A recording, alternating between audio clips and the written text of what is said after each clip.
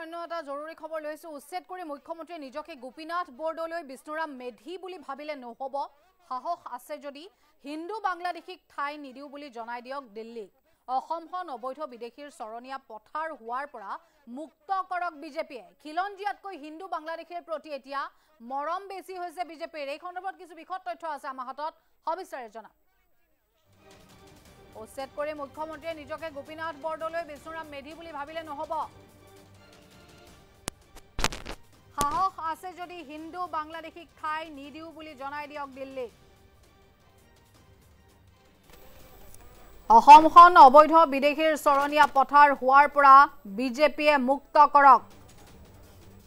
খিলঞ্জিয়াতকৈ হিন্দু বাংলাদেশীৰ প্ৰতি মৰম বেছি হৈছে এতিয়া বিজেপিৰ অসমখনক ডাষ্টবিনৰ দৰে ব্যৱহাৰ নকৰিব প্ৰব্ৰজনকাৰী আৰু বিদেশী আইন সংশোধনক লৈ এবাৰ এনে ধৰণে গৰজি উঠিছে আসু প্ৰব্ৰজনকাৰী আৰু বিদেশী আইন সংশোধনক লৈ আসু এবাৰ গৰজি উঠিছে নৰেন্দ্ৰ মোদী অমিত শাহক তীব্ৰ ভাষাৰে হকিয়নি আসুৰ সভাপতি উৎপল শৰ্মাৰ প্ৰব্ৰজন আৰু বিদেশী আইন সংশোধন ভাৰত চৰকাৰৰ বাংলাদেশৰ পৰা অহা অমুছলমান লোক ভাৰতত থাকিব পাৰিব বিনা নথিৰে ভাৰতত থাকিব পাৰিব বাংলাদেশ পাকিস্তান আৰু আফগানিস্তানৰ ধৰ্মীয় সংখ্যালঘু লোক বিনা নথিৰে থাকিব পাৰিব হিন্দু খ্ৰীষ্টিয়ান বৌদ্ধ পাৰ্চী আৰু জৈন ধৰ্মৰ লোকো কাৰ ভিত্তিবৰ্ষ 2014 চনৰ 31 ডিসেম্বৰৰ পৰিৱৰ্তে এতিয়া হ'ব 2024ৰ 31 ডিসেম্বৰ এই অধিসূচনা অনুসৰি 2014ৰ পিছত অহা হিন্দু বাংলাদেশীও সুৰক্ষিত হ'ব অসমত উচ্ছেদ কৰি মুখ্যমন্ত্ৰীয়ে নিজকে গোপীনাথ বৰদলৈ বিষ্ণুৰাম মেধি বুলি ভাবিলে নহব বুলি এবাৰ মন্তব্য কৰিছে আসুৱে সাহস আছে যদি হিন্দু বাংলাদেশীক ঠাই নিদিও বুলি জনাই দিয়ক দিল্লীক অসমখনক ডাষ্টবিনৰ দৰে ব্যৱহাৰ নকৰিব অসমখন অবৈধ বিদেশীৰ চৰণীয়া পথাৰ হোৱাৰ পৰা বিজেপিয়ে মুক্ত কৰিব লাগে অতি শীঘ্ৰে আৰু এক প্ৰকাৰ খিলঞ্জিয়াত লোকসকলতকৈ যেন হিন্দু বাংলাদেশীৰ প্ৰতি এতিয়া বিজেপিৰ মৰম বাঢ়িছে আৰু অসমখনক এক প্ৰকাৰ বিজেপিয়ে ডাষ্টবিনৰ দৰে ব্যৱহাৰ কৰিছে অসমখনক ডাষ্টবিনৰ দৰে ব্যৱহাৰ নকৰিব প্ৰব্ৰজনকাৰী আৰু বিদেশী আইন সংশোধনক লৈ এবাৰ গৰজি উঠিছে আসু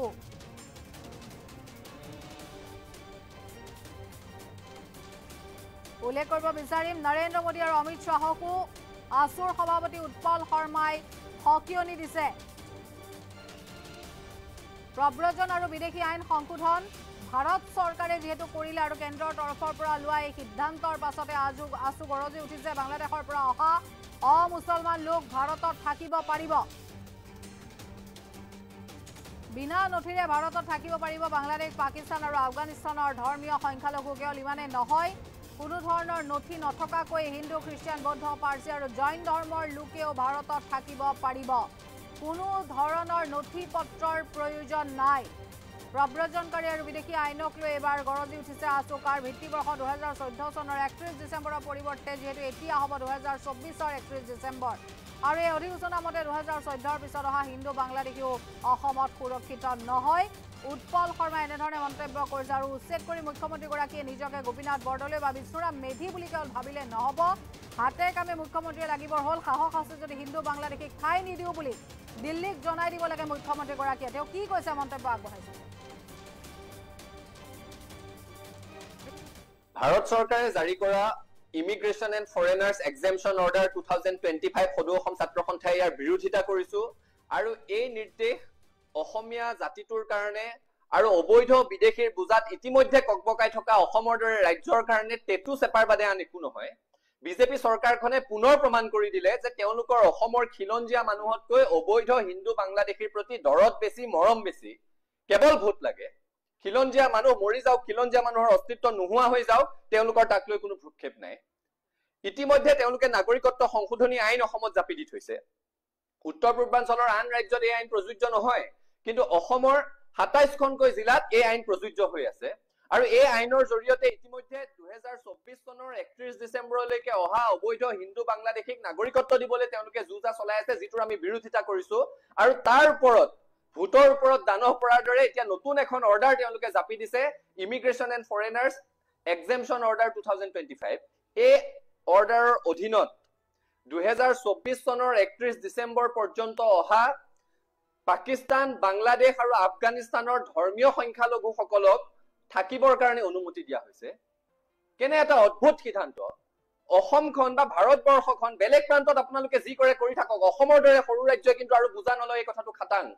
অসমখন অবৈধ বিদেশীৰ চৰণীয়া পথাৰো নহয়, ডাষ্টবিনো নহয়। আমাক ডাষ্টবিনৰ দৰে ব্যৱহাৰ নকৰিবৰ কাৰণে নৰেন্দ্ৰ মোদী, অমিত শ্বাহৰ চৰকাৰখনক সকিয়াই দিছো। আৰু হিমন্ত বিশ্ব শৰ্মায়ো এই কথাটো দিল্লীক জনাই দিয়া ভাল। তেওঁ এইখিনি সময়ত অসমৰ মানুহৰ হৈ স্থিতি ল'ব লাগে। এটাটো গোটেই দেশত যেতিয়া 1948 চনৰ 19 জুলাই বিদেশী বিতৰণৰ কাৰণে ভিত্তিবৰ্ষ, ঐতিহাসিক অসম আন্দোলনৰ পাছত 860 গৰাকীৰ শ্বহীদৰ তেজৰ বিনিময়ত আমি অসম চুক্তি সম্পাদন কৰিছিলো। অসম চুক্তিৰ জৰিয়তে সেইখিনি সময়তে অসমৰ মানুহে নিজৰ বহল হৃদয় দেখুৱাই দিছে। গোটেই দেশত 1948, অসমত 1971, অৰ্থাৎ অতিৰিক্ত 23 বছৰৰ বাংলাদেশীৰ বুজা গোটেই দেশৰ হৈ অসমে অকলে বহন কৰিছো। এতিয়া অসমৰ দৰে সৰু ৰাজ্য এখনত আৰু বিদেশীৰ বুজা জাপি দি থাকিব বিচাৰিলে আমি কোনো কাৰণত সহ্য নকৰো। আমি ইতিমধ্যে কাৰ জৰিয়তে 2024 চনলৈকে বিদেশীৰ বুজা জাপি দিব বিচৰা সিদ্ধান্তটোকে সমৰ্থন কৰা নাই, ইয়াৰ বিৰোধ কৰিছো, ইয়াক বাতিল কৰিবলৈ দাবী জনাইছো আৰু স্পষ্টভাৱে কৈ আছো যে কাৰ আওতাৰ পৰা সম্পূৰ্ণ অসমক বাহিৰত ৰাখিব লাগিব। তেনে প্ৰেক্ষাপটত এতিয়া নতুনকৈ এখন আইন, সেই আইনৰ অধীনত নতুন এক নিৰ্দেশনা আৰু যাৰ জৰিয়তে 2024 চনৰ 31 ডিসেম্বৰ পৰ্যন্ত অহা পাকিস্তান, বাংলাদেশ আৰু আফগানিস্তানৰ ধৰ্মীয় সংখ্যালঘুৰ বুজা অসমৰ ওপৰত বা ভাৰতবৰ্ষৰ ওপৰত জাপিব বিচৰা হৈছে। ভাৰতবৰ্ষৰ আন প্ৰান্তত কি কৰে কৰি থাকক, অসমক ইয়াৰ আওতাৰ পৰা বাহিৰত ৰাখিব লাগিব, এইটো আমাৰ স্পষ্ট দাবী। আৰু কা আন্দোলনৰ সময়তে সদৌ অসম ছাত্ৰ সন্থাই অসমৰ ৰাইজে আমি শংকা প্ৰকাশ কৰিছিলো যে আজি কৈছে 2014 বুলি, কাইলৈ 2024 কৰিব, পৰহিলৈ 2034 কৰিব, আৰু সেই শংকা আজি সঁচা প্ৰমাণিত হৈছে। এই ফ্লাড গেটখন এবাৰ খুলি লোৱাৰ পিছত আৰু বন্ধৰ কোনো উপায় নাই। যাৰে যেতিয়াই মন যাব অনাদি অনন্ত কাললৈকে অসমলৈ বিদেশী আহি থাকিব আৰু তাৰ বুজা অসমে বহন কৰিব লাগিব, এই কথা মানি ল'ব পৰা নাযায়। অসমত ইতিমধ্যে জনগাঁথনিৰ সলনি হৈছে, সেই কথাটো আমি সকলোৱে পাতি আছো। তাৰ সমান্তৰালভাৱে খিলঞ্জীয়া মানুহ ইয়াত ভাষিক সংখ্যালঘুত পৰিণত হৈছো। অসম ৰাজ্যখনতে অসমীয়া কথা কোৱা মানুহ এতিয়া সংখ্যালঘুত পৰিণত হবলৈ গৈ আছে। আৰু তেনে প্ৰেক্ষাপটত আৰু অধিক অবৈধ হিন্দু বাংলাদেশীৰ বুজা যদি অসমত বহন কৰিবলৈ বিচাৰে, তেতিয়াহ'লে এনে সিদ্ধান্ত গ্ৰহণ কৰা সকল জাতিদ্ৰোহী, তাৰ বাদে আন একো নহয়।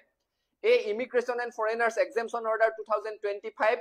অসমীয়া জাতি বিৰোধী, খিলঞ্জীয়া বিৰোধী আৰু পোনচাতে সাম্প্ৰদায়িক এক নিৰ্দেশ, ইয়াক কোনো কাৰণত অসমত প্ৰযোজ্য হবলৈ দিয়া নহব। হিমন্ত বিশ্ব শৰ্মালৈ আমাৰ স্পষ্ট আহ্বান, কাৰ আওতাৰ পৰা সমগ্ৰ অসমক আঁতৰাই ৰাখক আৰু তাৰ সমান্তৰালভাৱে এতিয়া যিখন ইমিগ্ৰেশ্যন এণ্ড ফৰেনাৰ্ছ এক্সেম্পশ্যন অৰ্ডাৰ 2025 জাৰি কৰিছে, তাৰ আওতাৰ পৰা অসমক আঁতৰত ৰাখক।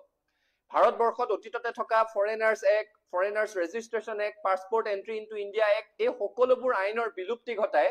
ভাৰত চৰকাৰে নতুনকৈ ইমিগ্ৰেশ্যন এণ্ড ফৰেনাৰ্ছ এক্ট 2025 তেওঁলোকে নতুনকৈ বলবৎ কৰিছে। তাত কোৱা হৈছে ভিজা, পাছপৰ্ট নোহোৱাকে ভাৰতবৰ্ষত প্ৰৱেশ কৰা, অবৈধভাৱে ভাৰতবৰ্ষত প্ৰৱেশ কৰা অনুপ্ৰৱেশকাৰীক কি ধৰণৰ শাস্তি দিয়া হ'ব। সেই আইনৰে 33 নং ধাৰাই কেন্দ্ৰীয় চৰকাৰক এই কৰ্তৃত্ব প্ৰদান কৰিছে যাতে তেওঁলোকে ইচ্ছা কৰিলে কোনো ব্যক্তিক, কোনো সম্প্ৰদায়ক এই আইনৰ আওতাৰ বাহিৰত ৰাখিব পাৰে, আৰু তাৰে অধীনত এই জাতিদ্ৰোহী নিৰ্দেশখন কেন্দ্ৰীয় চৰকাৰে জাৰি কৰিছে। সেই 33 নং ধাৰাৰ অধীনত তেওঁলোকে এতিয়া ইমিগ্ৰেশ্যন এণ্ড ফৰেনাৰ্ছ এক্সেম্পশ্যন অৰ্ডাৰ 2025 আনিছে, আৰু তাত স্পষ্টভাৱে উল্লেখ কৰিছে যে ধৰ্মীয় নিপীড়নৰ বলি হৈ ভাৰতবৰ্ষত প্ৰৱেশ কৰা 2024 চনৰ 31 ডিচেম্বৰৰ আগলৈকে প্ৰৱেশ কৰা বাংলাদেশী, পাকিস্তানী আৰু আফগানিস্তানী ধৰ্মীয় সংখ্যালঘুসকলে ইয়াত থাকিব পাৰিব। অৰ্থাৎ অবৈধ হিন্দু বাংলাদেশী অসমলৈ আহিবৰ কাৰণে আৰু এখন ফ্লাড গেট খুলি দিলে। বাংলাদেশী হিন্দুৰে সৈতে অসমখন ভৰি পৰাৰ কাৰণে এটা সুযোগ দি দিছে, সুবৰ্ণ সুযোগ দি দিছে, কাৰণ সকলোৱে ইয়াত আহি ক'ব যে আমি ধৰ্মীয় নিপীড়নৰ বলি হৈ আহিছো, আমাক থাকিবলৈ দিব লাগে। 24 চন পৰ্যন্ত অহা, অৰ্থাৎ 71 চনৰ পৰা 24 লৈ অতিৰিক্ত 53 বছৰৰ অবৈধ হিন্দু বাংলাদেশীৰ বুজা আমাক জাপি দিব বিচাৰিছে। এই জাতিদ্ৰোহী সিদ্ধান্ত কোনো কাৰণত গ্ৰহণ কৰা নহব, আৰু হিমন্ত বিশ্ব শৰ্মাই দিল্লীক জনাই দিব লাগে যে অসমখন অবৈধ বাংলাদেশীৰ ডাষ্টবিন নহয়। গোপীনাথ বৰদলৈয়ে যদি জৱাহৰলাল নেহৰুৰ দৰে নেতাক ৰঙা চকু দেখুৱাই ক'ব পাৰিছিল যে অসমত আমাৰ ভূমিৰ অভাৱ, আমি ভূমি দিব নোৱাৰো, হিমন্ত বিশ্ব শৰ্মায়ো সেই পদ্ধতিয়ে ল'ব লাগে। উচ্ছেদ কৰি নিজকে গোপীনাথ বৰদলৈ, নিজকে বিষ্ণুৰাম মেধিৰ লগত তুলনা কৰি আছে। এতিয়া দিল্লীক জনাই দিয়ক যে অবৈধ হিন্দু বাংলাদেশীৰ কাৰণে অসমত ঠাই নাই।